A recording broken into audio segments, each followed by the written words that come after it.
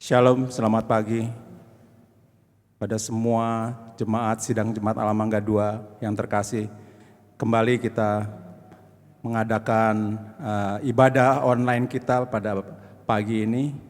Ini adalah di bulan September di tanggal 6 tahun 2020. Kita bersyukur kita masih boleh melakukan ibadah walaupun masih ada yang di rumah, dan juga sudah ada ibadah secara offline di gereja kita di GSJA Mangga 2. Puji Tuhan, mari kita akan berdoa untuk memulai ibadah kita pada pagi ini.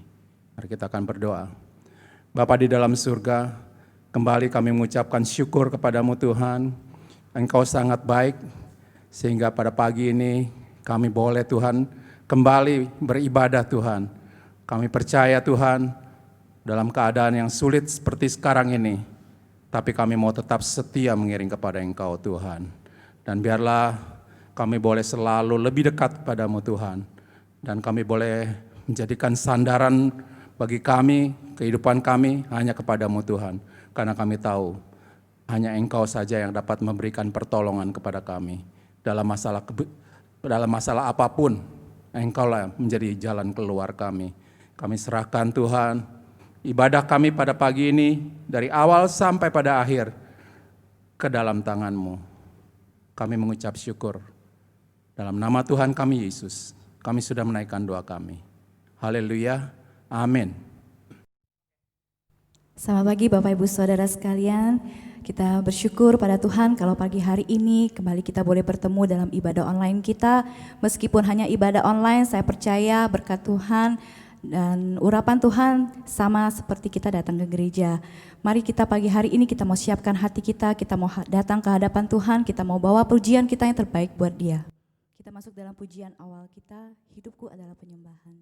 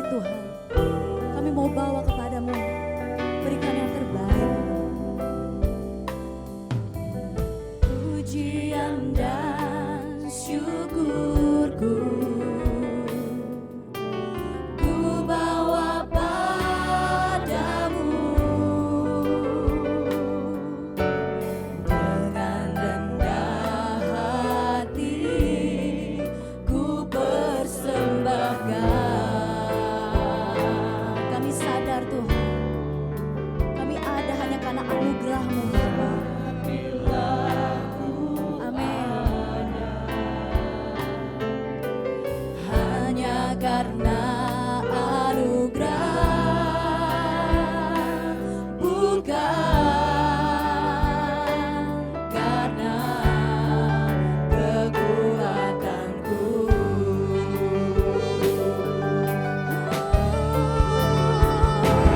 Ku tahu hidupku adalah penyembahan. Amin. Kau ciptakanku dalam kemuliaan-Mu. Ku tahu hidupku Tuhan, ku tahu hidupku kami sangat berharga di mata-Mu Tuhan, di mata-Mu segenap hidupku persembahkan. Ku tahu Tuhan, ku tahu hidupku adalah penyembahan. Kau ciptakanku dalam kemuliaan-Mu. Ku tahu hidupku, ku tahu hidupku berharga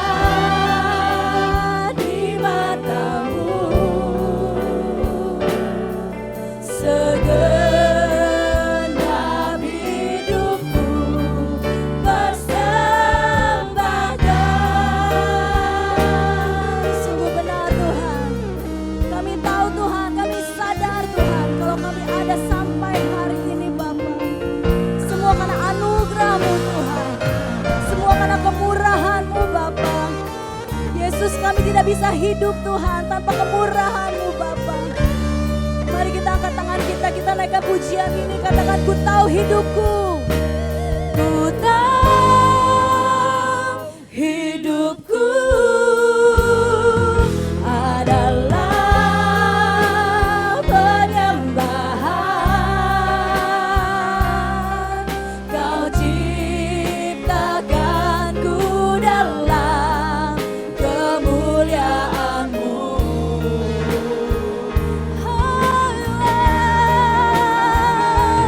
Ku tahu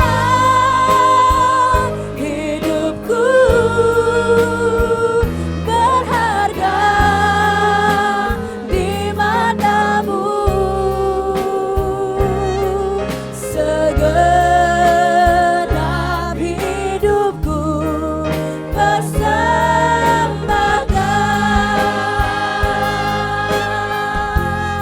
Segenap hidup kami Tuhan, segenap hidupku persembahkan. Sekali lagi katakan dengan sungguh-sungguh, segenap hati kami Tuhan, kami persembahkan padamu Bapa. Segenap hidupku persembahkan. Haleluya. Berikan sorak-sorai kemuliaan buat Tuhan Yesus. Amin. Amin. Haleluya. Puji nama Tuhan. Sudah siap untuk memuji Tuhan? Kita mau berikan sorak-sorai lebih lagi buat Tuhan kita.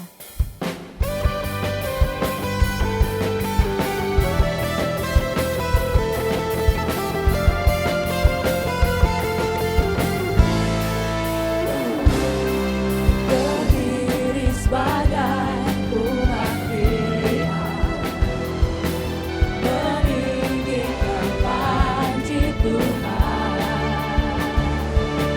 Semua musuh tak dapat bertahan.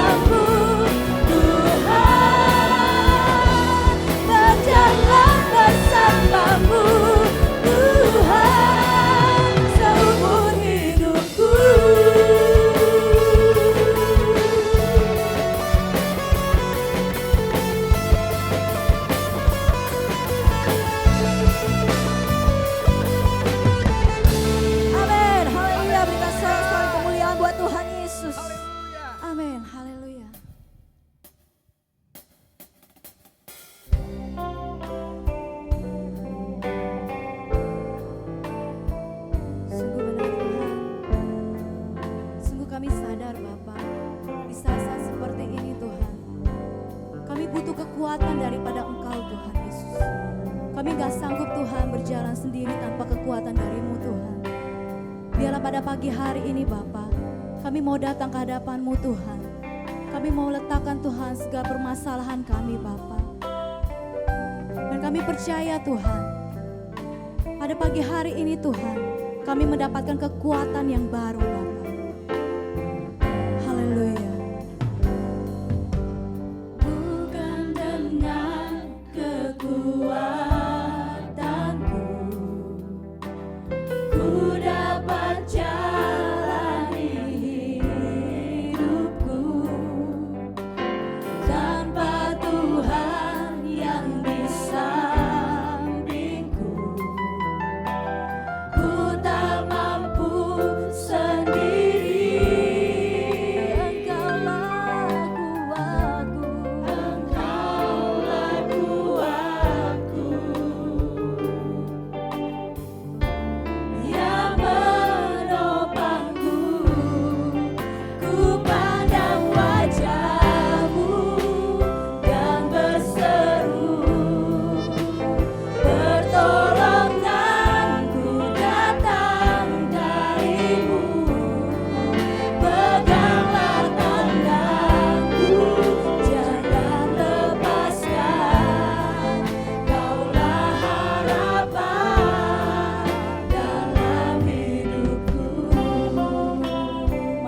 Pujian ini dari awal, kita mau katakan dengan sungguh-sungguh, bukan dengan kekuatan kami Tuhan, semua karena anugerah-Mu.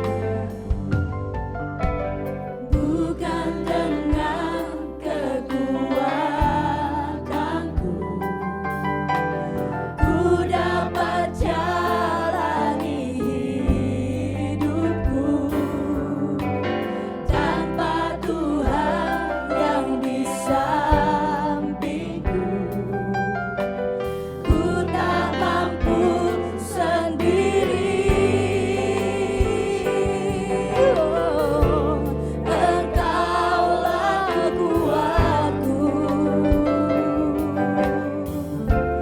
yang menopangku, ku pandang wajah-Mu dan berseru, pertolonganku datang dari-Mu, peganglah tanganku, jangan lepaskan, Kaulah harapan. Dalam memandang wajah-Mu Tuhan, ku pandang wajah-Mu dan berseru, pertolonganku datang dari-Mu, peganglah tanganku, jangan lepaskan, Kaulah harapan dalam hidupku. Mari Bapak Ibu Saudara sekalian, pada pagi hari ini kita mau datang ke hadapan Tuhan. Kita mau katakan dengan sungguh-sungguh di hadapan Dia, kalau kita butuh Tuhan, kita tidak bisa hidup tanpa Tuhan. Kita butuh kekuatan daripada Roh Kudus, supaya kita bisa melewati setiap permasalahan-permasalahan kita. Mari kita mau naikkan pujian ini dengan sungguh-sungguh.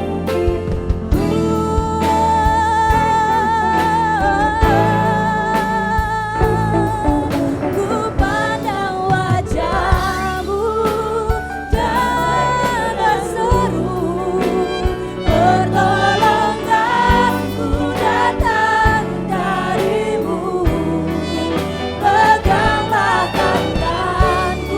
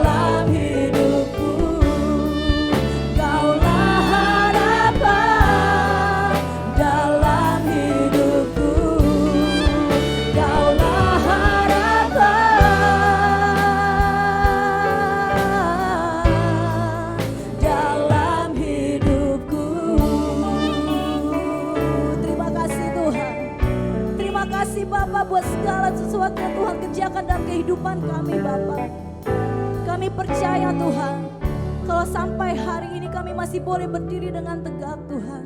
Kau masih memberikan kami kesehatan Tuhan. Semua karena kemurahan Tuhan, semua karena anugerah-Mu bagi kehidupan kami Tuhan. Bapa, biarlah Tuhan kami mau serahkan hidup kami hanya di bawah kaki-Mu Tuhan. Kami mau percayakan seluruh hidup kami Tuhan di dalam tangan-Mu Bapa. Karena kami percaya Tuhan di dalam nama Yesus ada kekuatan baru bagi kami Tuhan. Hanya di dalam nama Yesus ada pengharapan buat kami Tuhan. Terima kasih Bapa buat semuanya Tuhan. Terima kasih Tuhan Yesus, kami mau serahkan semuanya ke dalam tangan-Mu Bapa.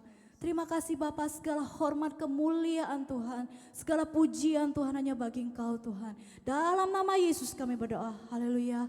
Amin.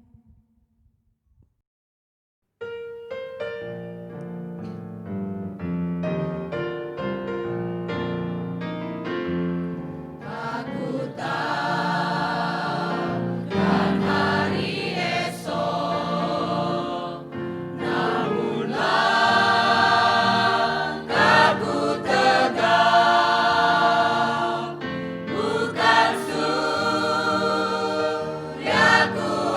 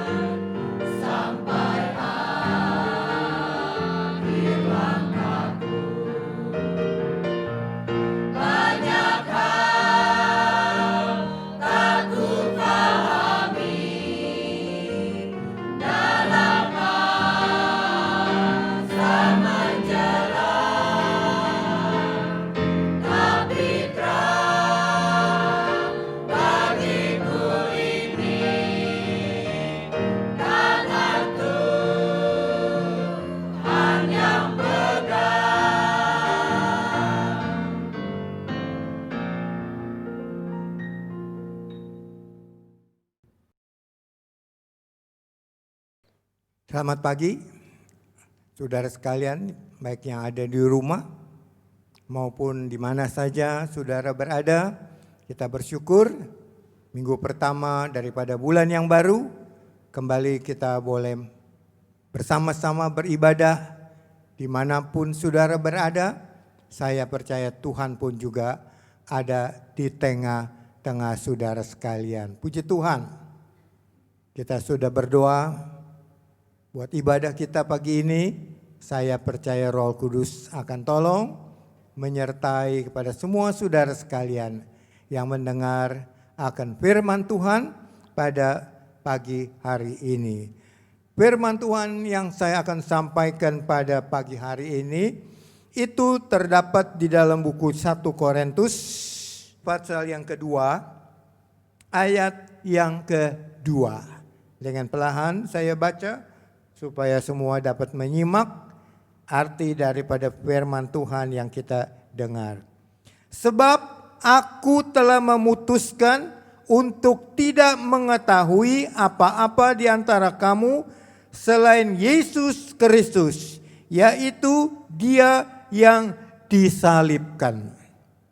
Kalau saudara baca firman Tuhan istimewa di dalam Perjanjian Baru, Rasul Paulus mengabarkan selalu dimanapun dia berada, yaitu mengenai salib daripada Tuhan kita Yesus Kristus, di mana Sang Penebus tersebut telah disalibkan oleh karena kasihnya, kecintaannya kepada manusia.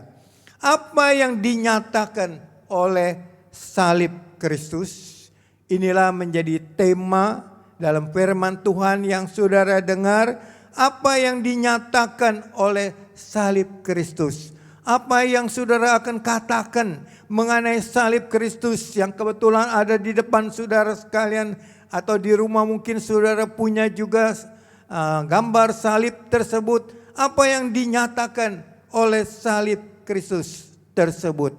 Apakah itu hanya sepotong kayu kasar saja, di mana Yesus Sang Penebus tersebut disalibkan, atau mungkin hal yang lain yang saudara simpulkan dalam pikiran saudara, dalam hati saudara, sehingga terlintas dalam kehidupan saudara, Sang Penebus terpaku di atas kayu salib.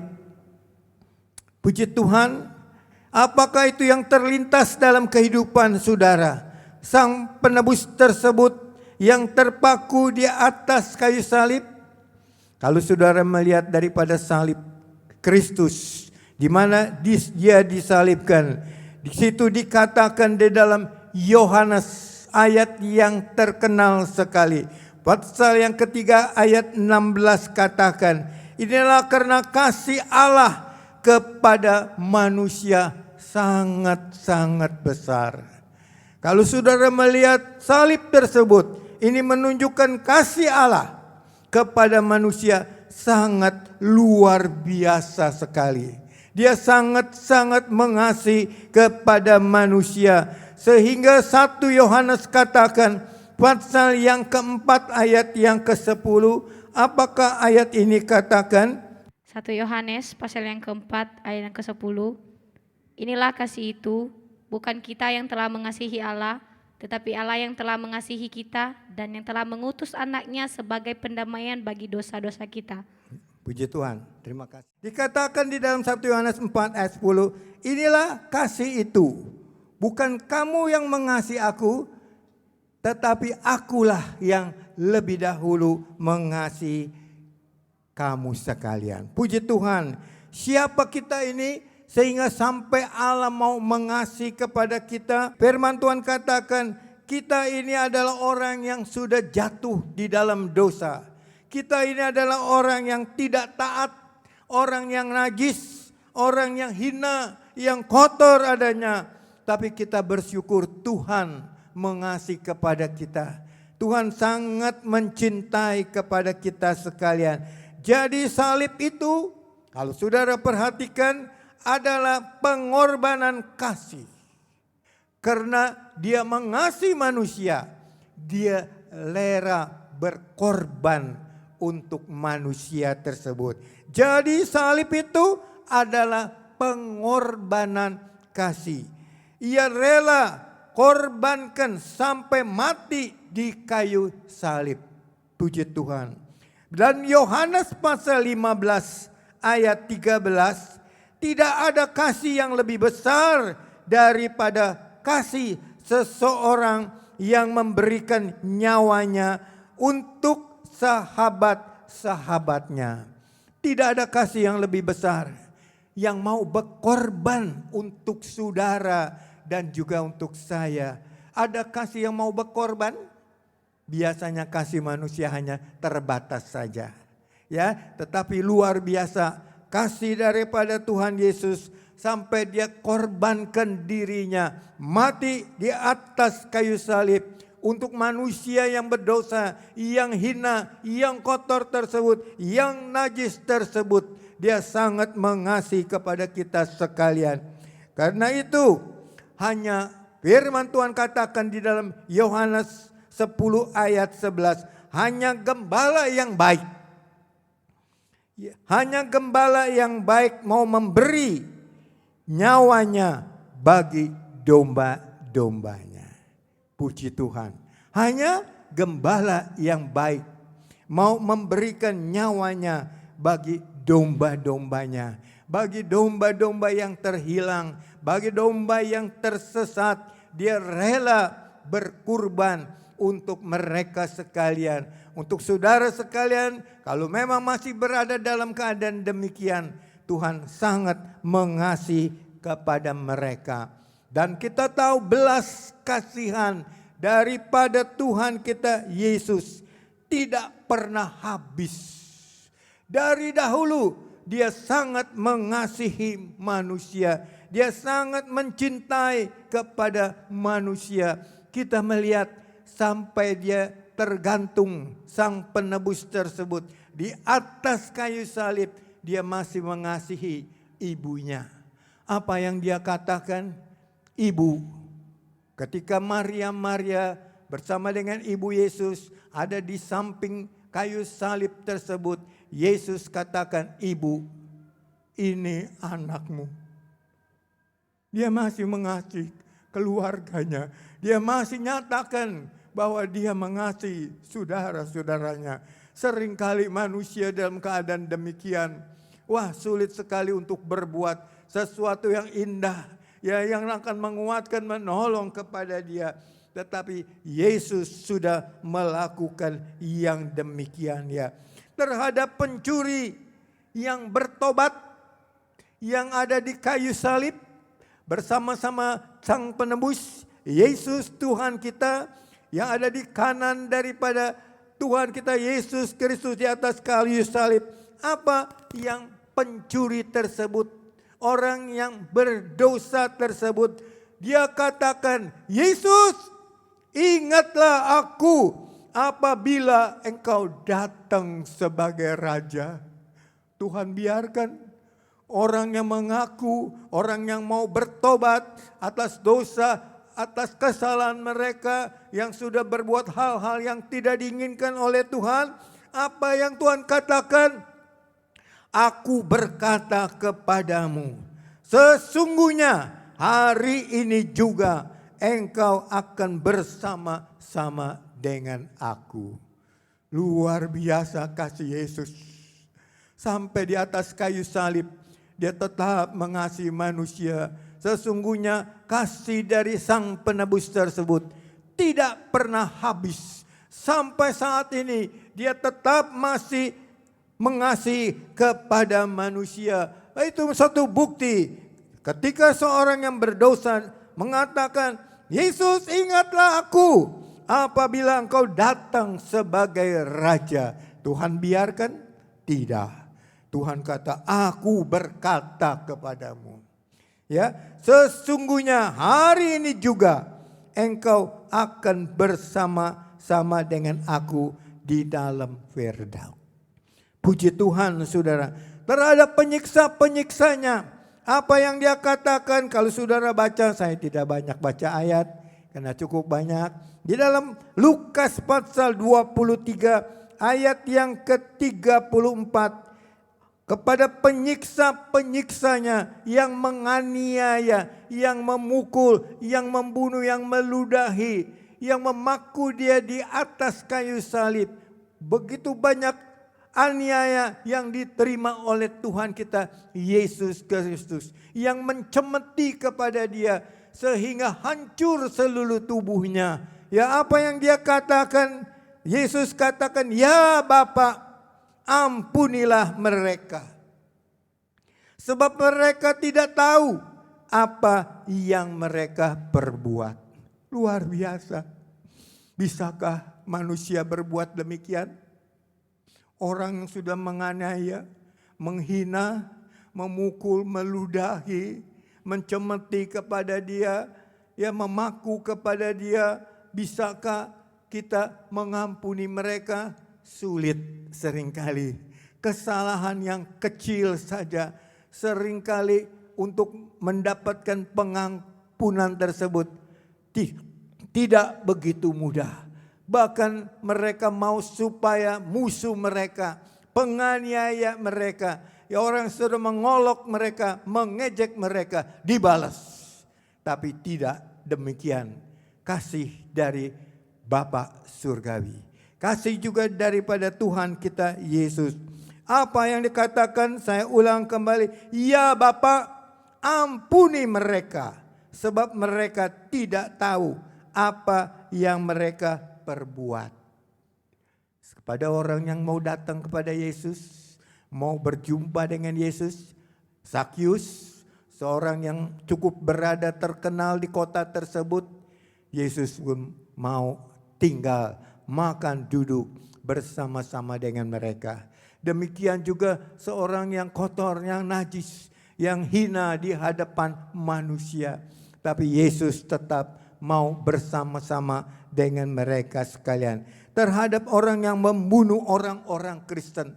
Kalau saudara dengar di YouTube, saudara sekalian, kesaksian-kesaksian mereka yang bertobat, yang kemudian ada yang menjadi hamba Tuhan. Apa yang Tuhan katakan kepada mereka? Orang yang membunuh orang-orang Kristen, yang menganiaya orang Kristen, yang perusak gereja.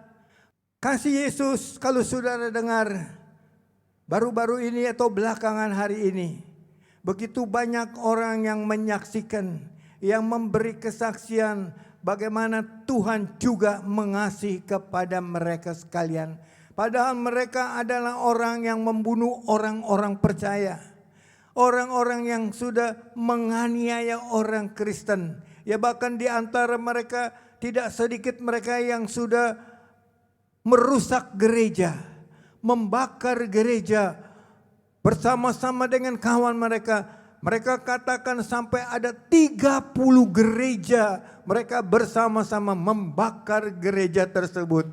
Ketika mereka mendapatkan berita sukacita, berita kedamaian, berita kasih daripada Tuhan Yesus, mereka mulai menyerahkan diri mereka kepada Tuhan. Tuhan pakai kepada mereka luar biasa. Tuhan selamatkan jiwa mereka. Mereka mempunyai kesaksian setelah mereka mengenal Yesus. Meskipun ada banyak perkara yang datang menimpa kehidupan mereka. Mereka sekarang harus menanggung salib. Mereka sekarang mungkin dianiaya, diusir oleh keluarga mereka. Ya, mereka tidak diakui kembali oleh keluarga mereka sebagai anak mereka, sebagai suami mereka, atau sebagai istri mereka. Tapi mereka sekarang sudah mengasihi Tuhan Yesus. Banyak saudara, bukan 1, 2 puluhan, bahkan mungkin ratusan ribuan orang sekarang sudah bertobat percaya kepada Tuhan Yesus. Bukan saja di negara kita Indonesia, saudara bisa dengar di Irak, di Iran, di Meksiko, wah di mana-mana mereka mulai cari Tuhan Yesus. Mereka boleh datang kepada Tuhan karena Tuhan memang juga mengasihi kepada mereka sekalian. Kalau saya memperhatikan mereka, yang terima baptisan air pada minggu lalu di tempat ini. Ada 18 saudara, mereka sudah menyerahkan kehidupannya, mereka mau hidup baru, mereka mau menjadi manusia yang baru, yang dibangkitkan kemudian untuk hidup baru bersama dengan Tuhan. Saya sangat-sangat bersyukur. Karena kalau saya perhatikan di antara mereka, waktu beberapa tahun yang lalu, begitu sulit untuk mereka terima Yesus. Tapi waktu kemarin saya lihat wajah mereka, ya, saya merasa terharu, bersyukur kepada Tuhan. Toh Tuhan juga sangat mengasihi mereka. Mereka mulai menyerahkan diri mereka. Mereka mulai percaya dan mereka boleh ambil bagian di dalam baptisan air tersebut. Saya percaya Tuhan akan tolong terus kepada mereka, ya, sehingga mereka benar-benar boleh percaya dan mengikut Tuhan di dalam kehidupan mereka. Mengapa Yesus mengasihi manusia yang sudah berdosa itu? Mengapa dia mengasihi manusia? Karena kalau tidak manusia dikasihi oleh Tuhan Yesus, Yesus rela mati di atas kayu salib, akibatnya fatal bagi manusia tersebut. Ya, kalau Yesus tidak mengasihi manusia yang berdosa tersebut, akibatnya fatal. Kita bersyukur Tuhan kita Yesus Kristus sangat mengasihi manusia. Sehingga firman Allah katakan mereka akan mendapat hidup yang kekal. Mereka yang menolak Kristus, Rom katakan upah dosa itu maut. Bukankah itu sesuatu yang luar biasa, yang fatal? Bukan kehidupan yang kekal mereka dapat, tapi maut yang akan membuat mereka binasa di api neraka untuk kekal selama-lamanya. Kita bersyukur saudara, sebab Tuhan amat baik kepada kita. Yesus rela disalib karena dosa manusia. Itu yang dikatakan oleh, tolong baca ayat ini, 1 Petrus pasal yang kedua ayat yang ke-24b. 1 Petrus pasal yang kedua ayat 24a. Ya. Ia sendiri telah memikul dosa kita di dalam tubuhnya di kayu salib supaya kita yang telah mati terhadap dosa hidup untuk kebenaran. Ya. Yesus rela mati di salib karena dosa manusia. Itulah sebabnya dia mau menyelamatkan saudara dan juga kepada saya sekalian. Tadi saya katakan alangkah dahsyat itu, dosa itu. Karena dikatakan dalam Rom tadi upah dosa itu maut. Dosa berarti kematian yang mengerikan. Kematian yang mengerikan bagi Yesus sang penebus tersebut di atas kayu salib. Ini adalah kematian yang paling hina. Ini adalah kematian yang menyakitkan. Dan ini membuat pemandangan yang paling hina. Karena kadang-kadang sampai berhari-hari orang tergantung di atas kayu salib. Apakah ini pemandangan yang indah? Ini ada pemandangan yang hina sekali. Apa yang orang katakan ketika lewat di tempat di mana orang-orang yang salah tersebut oleh hukum negara tergantung di atas kayu salib. Apa orang yang katakan ini pencuri. Ini maling, ya, ini orang jahat, ini orang, wah macam-macam orang katakan. Ini orang yang telah berbuat zina, ini orang yang tukang tipu, sehingga dia harus mati di atas kayu salib.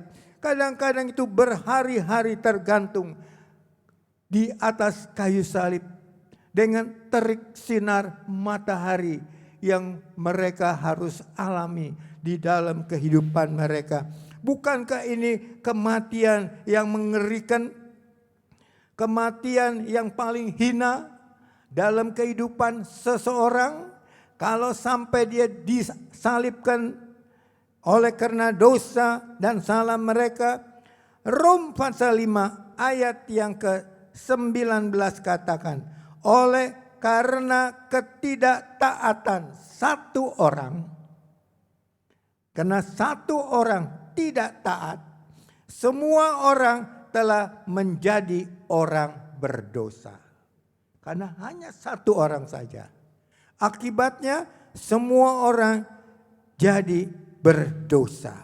Sehingga ayat 8 dalam Rom pasal 5 ayat yang ke-18, ayat sebelumnya, oleh karena satu pelanggaran, yaitu ketidaktaatan manusia, jadi dunia penuh dengan dosa.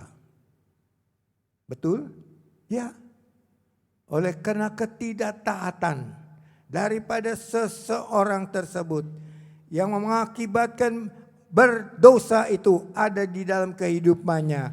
Dan oleh karena pelanggaran daripada seorang tersebut atas perintah, atas hukum daripada Tuhan, menyebabkan manusia berdosa di hadapan Tuhan.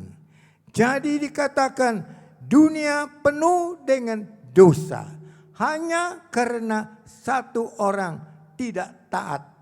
Satu orang sudah melanggar ketetapan yang Tuhan berikan kepada mereka. Kita bersyukur karena ada satu orang juga. Kalau tadi ada satu orang yang tidak taat, karena ada satu orang yang melanggar, tetapi ada satu orang juga yang taat dan hidup dalam kebenaran. Sehingga berani membayar harga yang diminta Bapa. Untuk keselamatan manusia.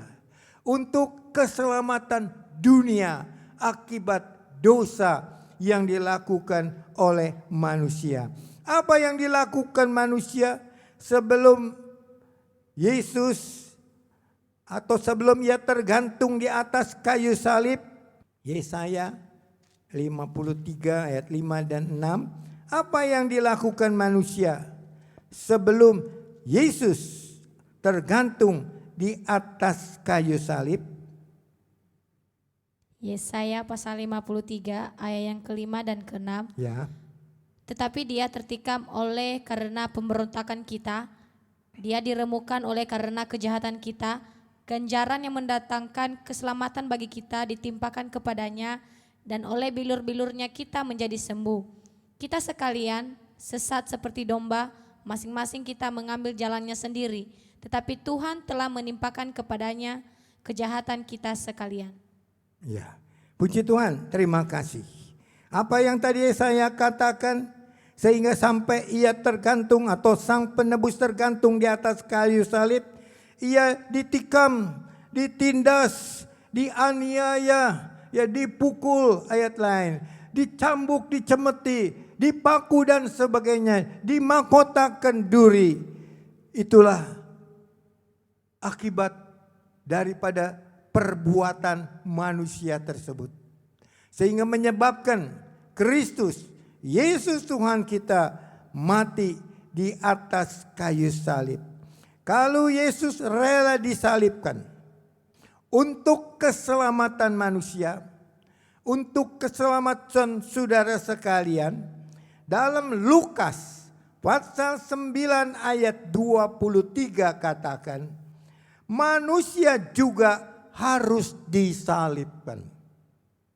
Bukan saja Tuhan disalibkan karena kecintaannya kepada manusia, dia mau menyelamatkan manusia meskipun dia dianiaya, ditikam, ditindas, ditinju, dipukul, dicemeti, ya, dan lain sebagainya. Lukas katakan manusia juga harus disalibkan. Bukan untuk keselamatan kita. Kalau Yesus disalibkan untuk keselamatan manusia. Tetapi dikatakan Lukas, manusia juga harus disalibkan, bukan untuk keselamatannya, tapi untuk menjadi murid-muridnya. Puji Tuhan. Mau menjadi murid Tuhan? Mau menjadi anak Tuhan? Yang baik, yang sungguh-sungguh, yang memuliakan Tuhan? Bagaimana kalau salib datang dalam kehidupan saudara? Masalah datang, problema datang, aniaya datang, kesusahan datang. Bisakah kita terima semua itu sambil bersuka cita, sambil memuliakan Tuhan dalam kehidupan kita? Kalau kita bisa menanggung semua itu, kita tahu itu bukan karena kekuatan daripada kita, karena kasih Tuhanlah. Sehingga kita juga boleh menjadi murid-murid daripada Tuhan yang baik. Karena kita sudah menyalibkan segala dosa kita, segala keinginan daging kita, hawa nafsu kita, kesombongan kita. Kalau memang kita sudah membuang itu, kita sudah menyalibkannya, mematikannya, tidak melakukannya lagi. Firman Tuhan katakan kita akan menjadi murid-murid daripada Tuhan. Itulah yang Lukas katakan pasal 9 ayat 23. Jadi bukan untuk keselamatan kita. Kalau manusia juga harus disalibkan, tapi untuk menjadi murid-muridnya. Untuk menjadi anaknya. Puji Tuhan. Angkat salib kita dan mengikut Dia. Itu yang firman Tuhan katakan. Mati kepada diri sendiri. Dan daripada dosa-dosa kita. Tinggalkan semuanya itu. Segala perbuatan-perbuatan. Sehingga kita boleh menjadi murid pengikut Tuhan. Yang baik adanya. Karena kita sudah menyalibkan segala perkara yang Tuhan tidak suka di dalam kehidupan kita sekalian. Galati katakan pasal yang kedua ayat 19 ayat 20. Jangan kita bersungut-sungut atau menggerutu ya karena salib yang kita pikul. Banyak orang kena ada perkara yang menyulitkan dia, yang membuat dia susah karena mungkin ejekan, hinaan yang datang kepada dia. Galati tadi katakan jangan kita bersungut-sungut atau menggerutu karena salib yang kita pikul. Kehinaan, ejekan. Kalau Yesus disalibkan pada Jumat Agung, hari Minggu dia terima kemenangan. Begitu juga kalau kita menyalibkan segala yang datang di dalam kehidupan kita. Kita salibkan itu semua. Maka firman Tuhan katakan hari Minggu juga akan tiba buat kita sekalian. Yaitu hari kemenangan. Tuhan pasti akan tolong. Tuhan pasti akan memberikan kemenangan. Sehingga kita tidak usah menggerutu menjadi susah. Tapi meskipun salib ada dalam kehidupan orang yang percaya. Sukacitalah. Tahanlah. Sabarlah di dalam segala kesusahan kita sekalian. Tuhan pasti akan menolong kepada kita sekalian. Yang terakhir dikatakan dalam 1 Petrus tadi. Kita sudah baca di dalam pasal yang kedua. Ayat yang ke-24 bagian A. Bagian B dikatakan. Oleh bilur-bilurnya kamu telah sembuh. Puji Tuhan. Jadi salib ini juga memberitahukan kepada kita sekalian bilur-bilur, luka-luka yang terjadi di atas tubuh Tuhan dikatakan oleh bilur-bilurnya. 1 Petrus 2 ayat 24b, kamu telah sembuh. Saudara percaya sampai pada saat ini kesembuhan masih ada? Saudara percaya sampai pada saat ini bahwa mujizat Tuhan masih ada? Saya percaya. kesembuhan maupun mujizat-mujizat yang ada di dalam Tuhan Yesus sampai sekarang itu masih ada dan masih banyak terjadi di dalam kehidupan orang yang percaya. Apakah maksud Tuhan? Menyembuhkan mereka yang sakit, ya, yang terikat dibebaskan, supaya mereka memuliakan Tuhan. Firman Tuhan katakan, supaya mereka memuliakan Tuhan.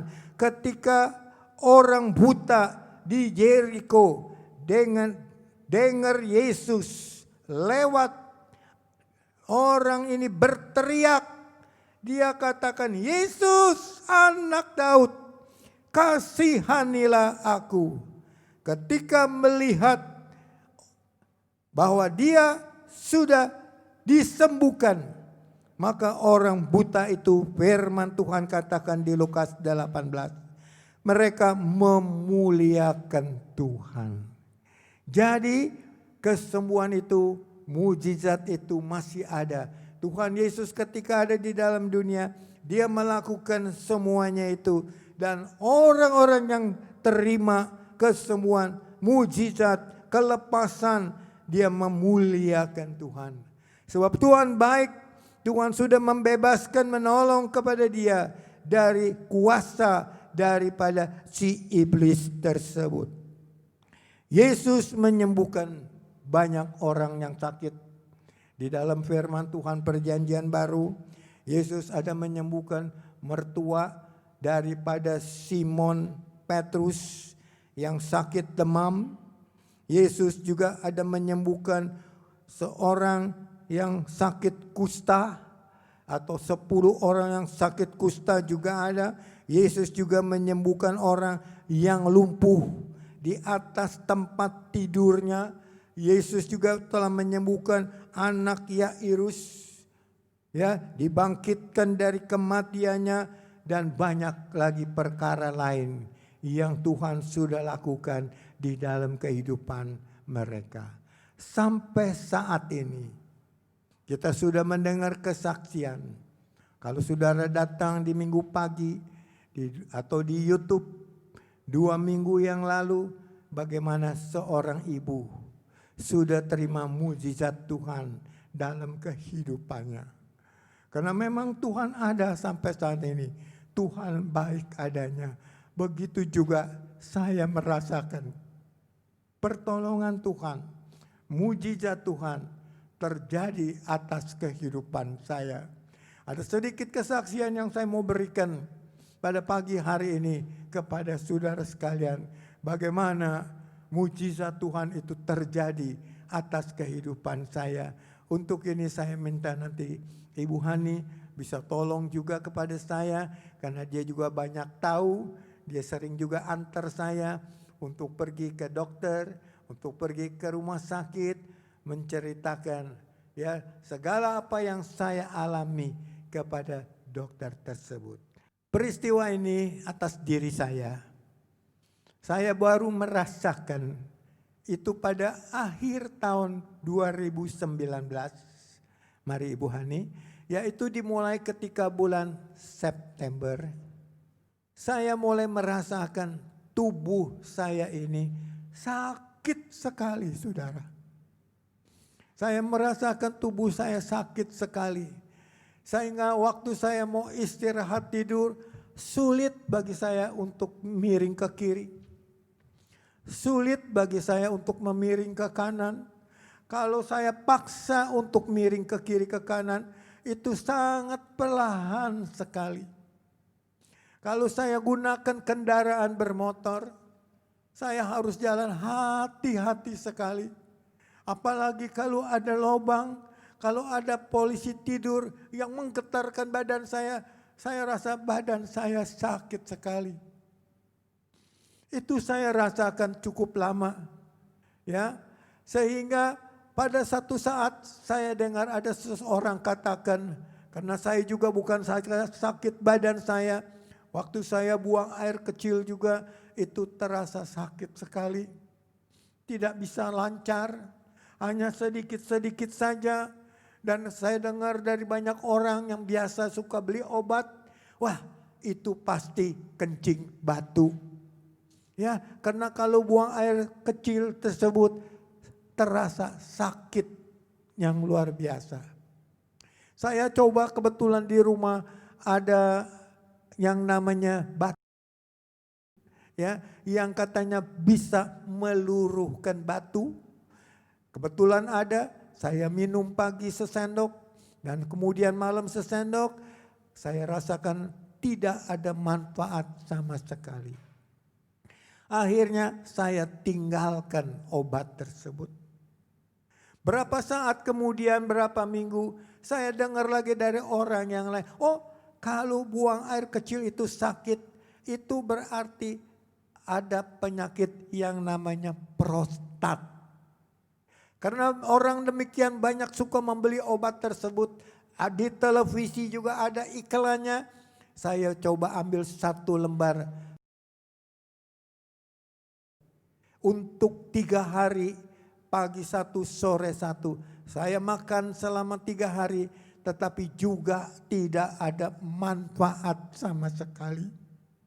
Bahkan tambah sakit yang saya rasakan, sehingga saya tinggalkan kembali obat tersebut.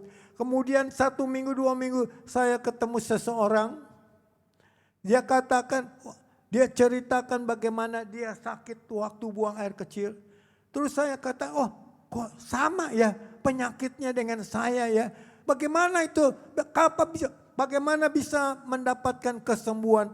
Dia bilang dia pergi ke dokter.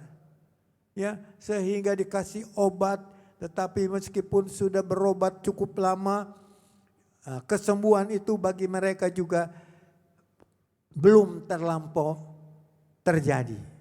Tetapi waktu saya mendengar saudara saya sakit tersebut dan penyakitnya sama tersebut, saya coba pergi ke puskesmas yang ada di, ya karena saya pakai BPJS, saya pergi ke sana, saya ceritakan penyakit saya, sehingga oleh dokter di puskesmas tersebut, saya dianjurkan pergi ke rumah sakit yang cukup besar, maupun juga kalau mau di RS atau di,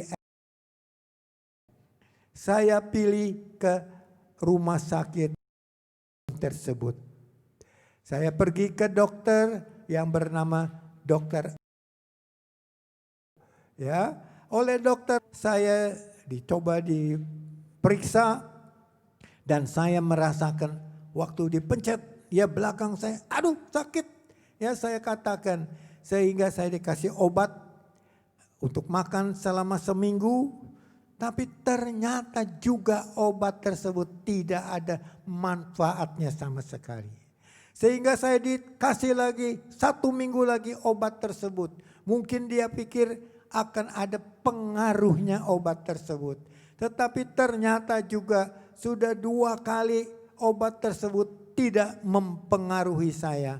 Sehingga saya dites untuk ambil darah pada saat itu. Dicek jantung dan semua bagian tubuh saya.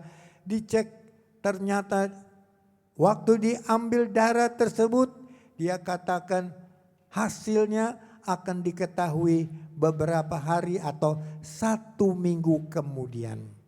Waktu darah diperiksa, diberitahu kepada saya bahwa saya punya darah itu PSA-nya, saya tidak tahu itu singkatan apa, ya, adalah 800 PSA darah saya. Ya, 800. Oh, 800 dokter ya. Wah, saya pikir memang mestinya berapa dokter? 4 katanya. Oh, saya pikir masih kurang 400 supaya bisa diturunin PSA saya. Tetapi setelah saya tegaskan, dokter itu bilang bukannya 400 PSA tersebut yang kamu harus terjadi dalam tubuhmu. Hanya 4. Tetapi PSA saya dikatakan oleh dokter 800. Mestinya berapa? Bukan 400, 4. 1, 2, 3, 4. Waduh, luar biasa tingginya PSA tersebut. Ya, sehingga dokter coba mengasih lagi obat lagi. Ya, untuk saya supaya saya boleh menerima kesembuhan tersebut. Apa yang terjadi saudara sekalian? Akhirnya beberapa minggu kemudian saya disuruh oleh dokter di tersebut supaya diambil jaringannya. Ya, diambil sedikit jaringan daripada prostat saya. Diambil jaringan dan akan diketahui 1 minggu kemudian. Ya, apakah itu prostat itu kanker yang bagaimana, yang bahaya atau tidak tersebut. Ya, untuk dia ambil jaringan tersebut, yang namanya biopsi tersebut, dikatakan kamu nanti tunggu ya, karena pakai BPJS, selama kurang lebih paling cepat 1,5 bulan.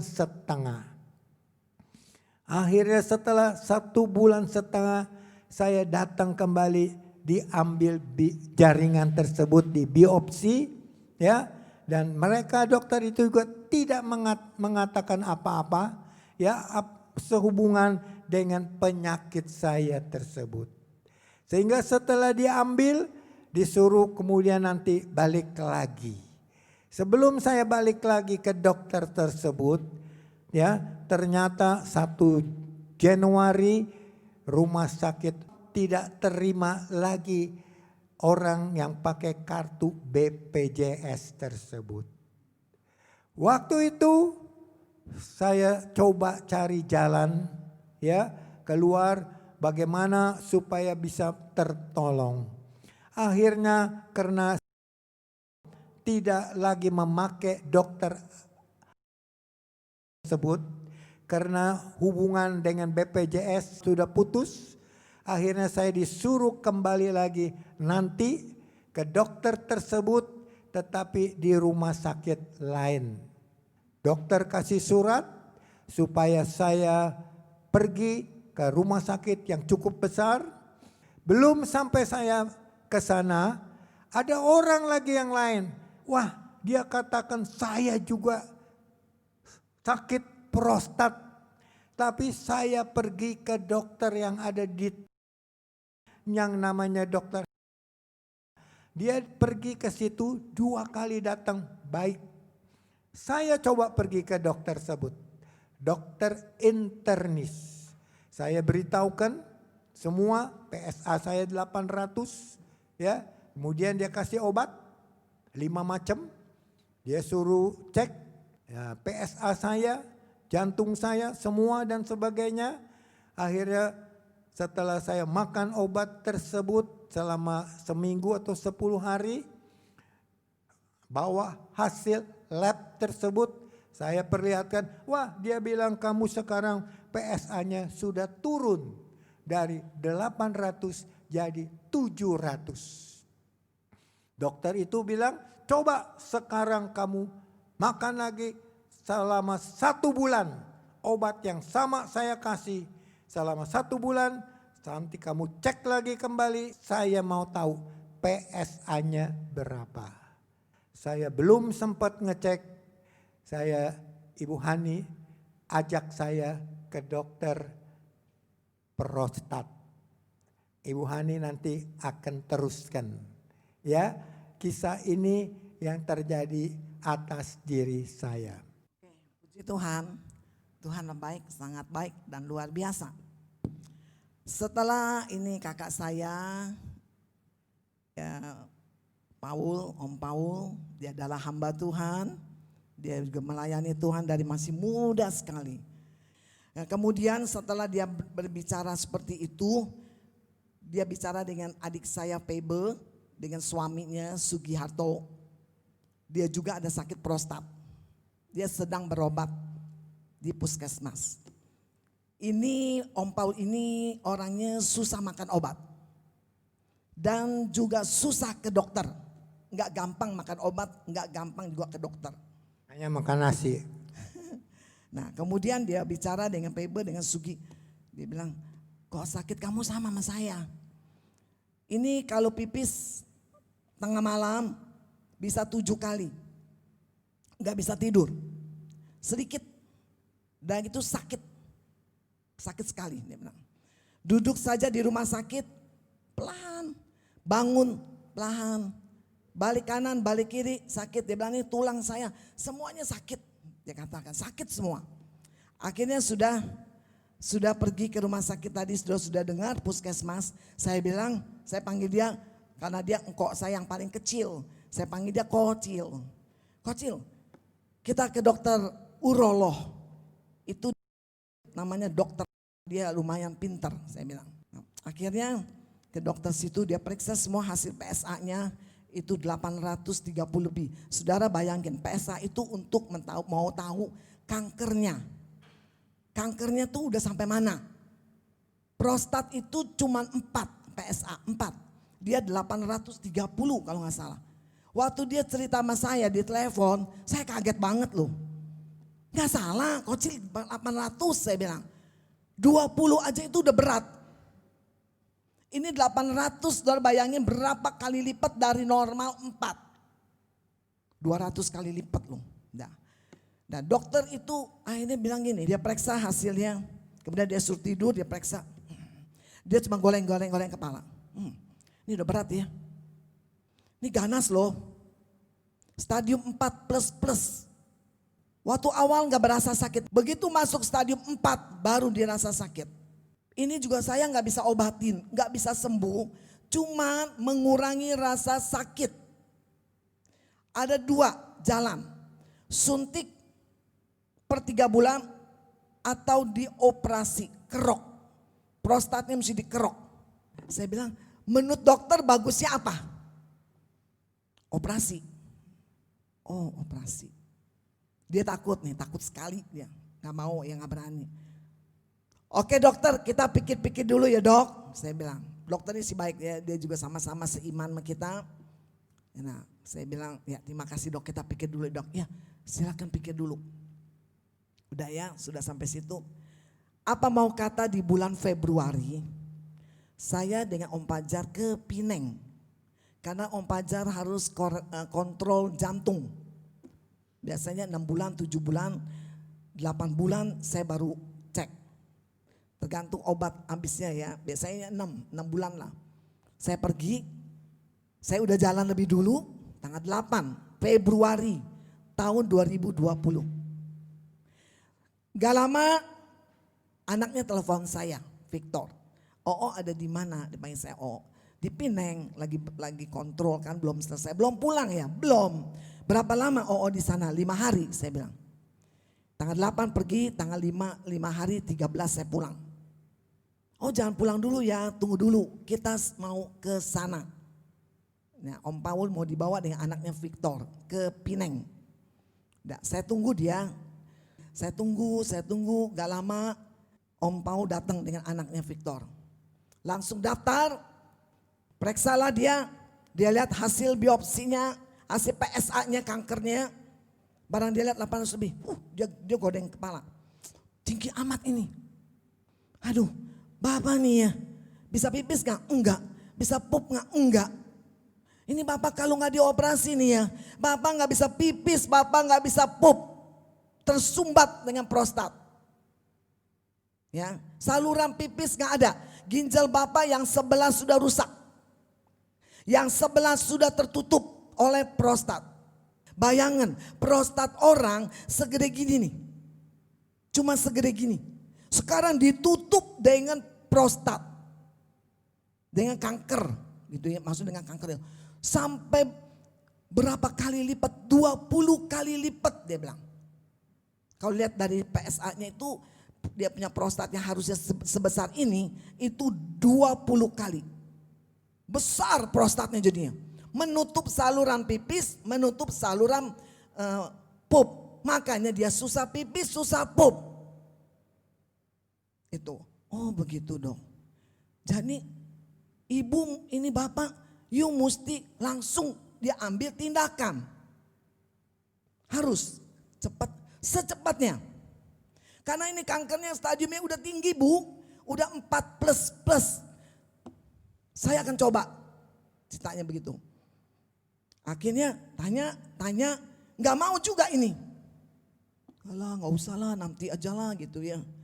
Akhirnya saya bilang udahlah, kecil. Jadi saya mesti diapain dok? Suntik iya, operasi buang dikerok ya, dua-duanya. Kalau dokter di Jakarta bilang mau yang mana pilih, suntik atau dikerok. Tapi di Pineng bilang dua-duanya. Untuk apa dok suntik? Suntik itu di bawah kulit perut. Untuk mematikan makanan si kanker. Kalau itu kanker, makanannya dimatikan, kanker itu akan kelaparan. Dia tidak dapat makan, otomatis dia tidak bisa berkembang. Dia akan menciut, dia akan mati sendiri, kering. Saya baru pernah dengar loh saudara. Oh begitu. Sekarang tinggal Bapak, mau kapan? Mau disuntik? Suntik dulu dia bilang. Nanti Bapak dia bilang akan merasakan badannya lebih enak. Enggak sakit lagi, dia katakan begitu. Tanya Om Paul nih, gimana Kocil mau gak? Suntik aja lah, masih gak mau. Akhirnya kita pulang. Kita bujuk, ayo Cil gimana sih anaknya? Harus mau, kapan lagi? Harus. Akhirnya mau juga disuntik.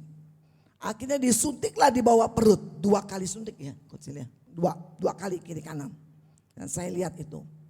Setelah suntik, dia sakit sekali, gak bisa jalan.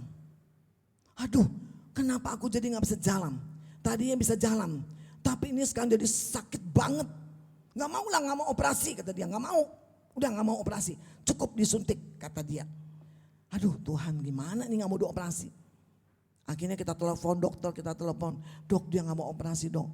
Itu terserah, saya gak bisa paksa, cuman saya udah kasih tahu.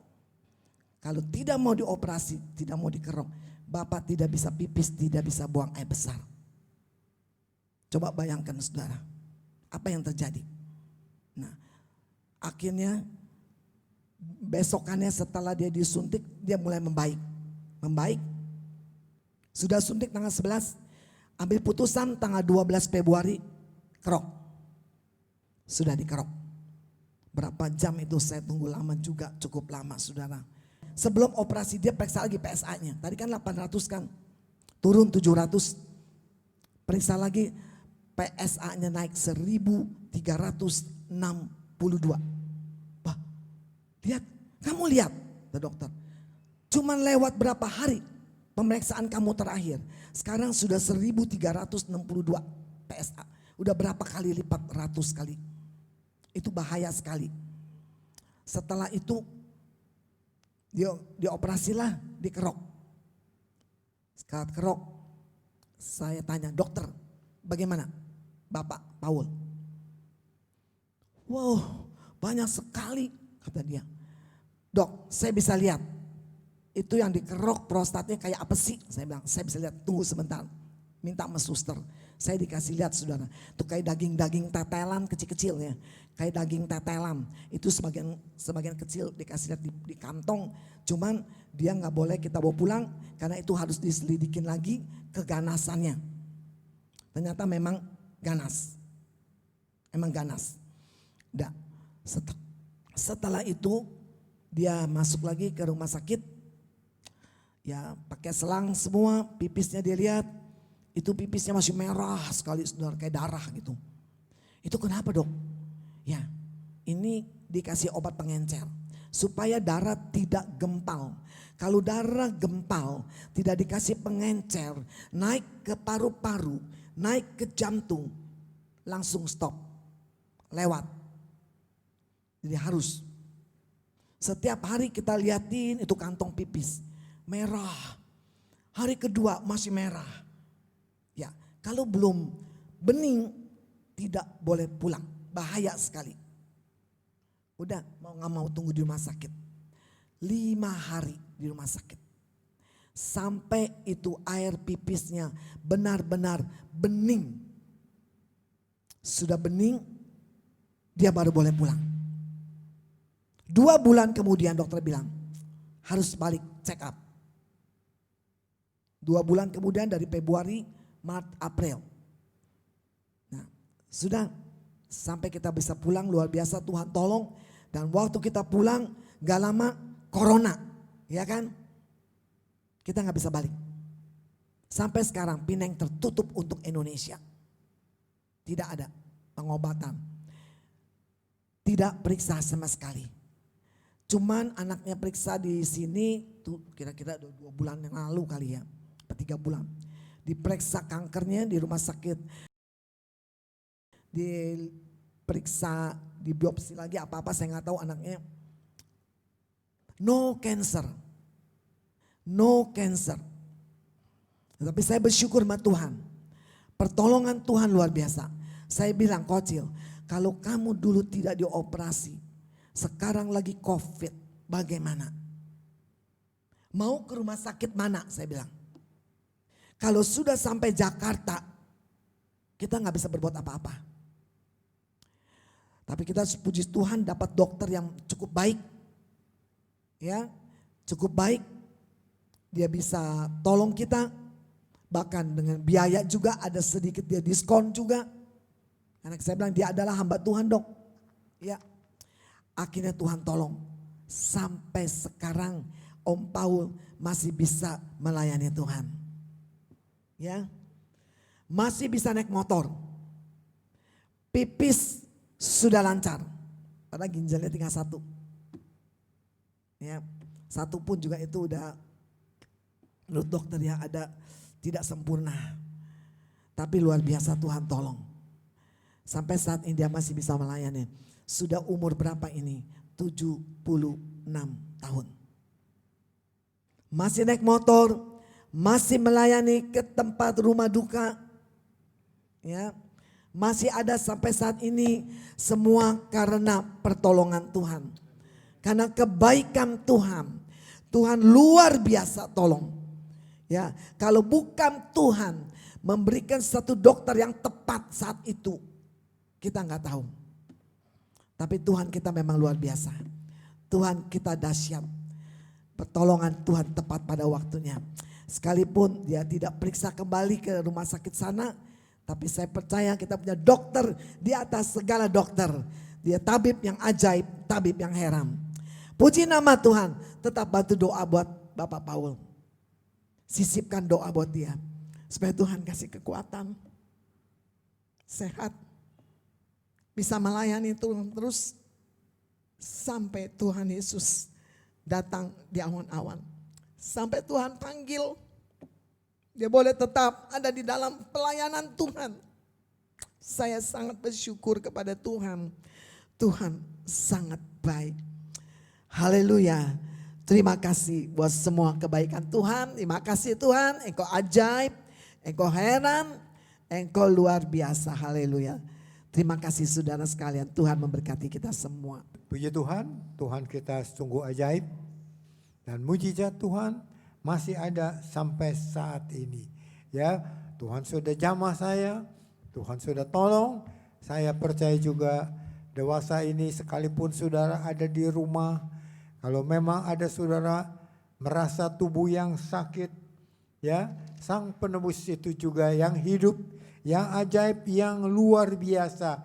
Dia juga mau menyembuhkan kepada saudara dimanapun saudara berada. Apapun yang saudara alami, Tuhan kita sanggup luar biasa bagi orang yang percaya kepada Dia. Puji Tuhan, saya merasa sehat. Ya, tidak ada gangguan sama sekali. Karena semua Tuhan kita baik adanya. Kalau memang saudara ada yang sakit, mungkin di rumah saudara juga mengalami banyak perkara, persoalan-persoalan dengan penyakit. Apapun yang saudara derita, kita akan berdoa. Saya akan berdoa untuk saudara supaya Tuhan juga tolong kepada mereka juga yang mengalami sakit penyakit di dalam kehidupannya pada dewasa ini. Kita tahu dewasa ini penyakit sedang menyerang kepada banyak orang, baik kepada hamba-hamba Tuhan juga. Mari kita tundukkan kepala, kita berdoa buat mereka supaya Tuhan jamah tolong mereka. Bapa yang di dalam surga, kami sangat bersyukur Tuhan, kami sudah mendengar firman-Mu. Engkau juga sudah menjamah kepada saya Tuhan. Oh, begitu besar, begitu heran, begitu luar biasa bagi orang yang percaya, bagi orang yang berharap kepada Engkau Tuhan. Seringkali tidak ada harap bagi manusia, tetapi bagi Engkau Tuhan tidak ada perkara yang mustahil. Untuk Engkau nyatakan kuasa-Mu yang ajaib, yang heran, yang luar biasa adanya. Biarlah Engkau jamah Tuhan kepada saudara-saudari kami dimanapun mereka berada Tuhan. Mungkin di rumah sakit atau di rumah mereka masing-masing atau di mana saja mereka berada. Kami percaya kesembuhan masih ada Tuhan. Mujizat-Mu juga sampai saat ini masih tetap ada dan akan menolong kepada mereka sekalian.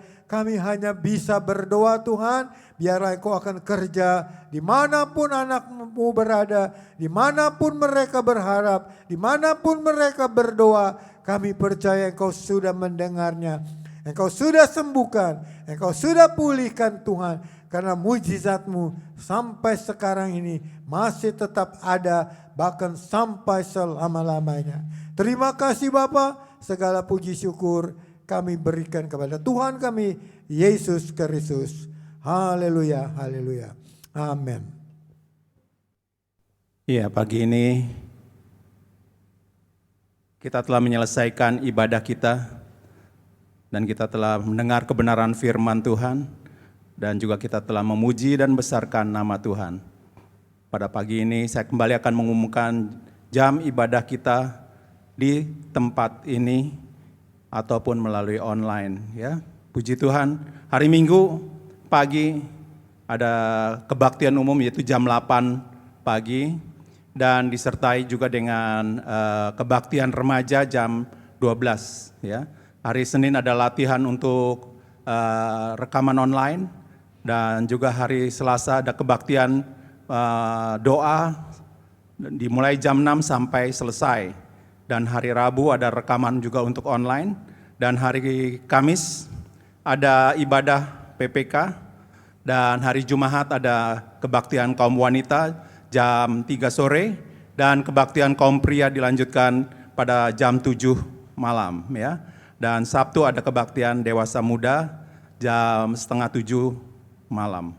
Itu adalah acara atau ibadah kita di GSJA Mangga 2.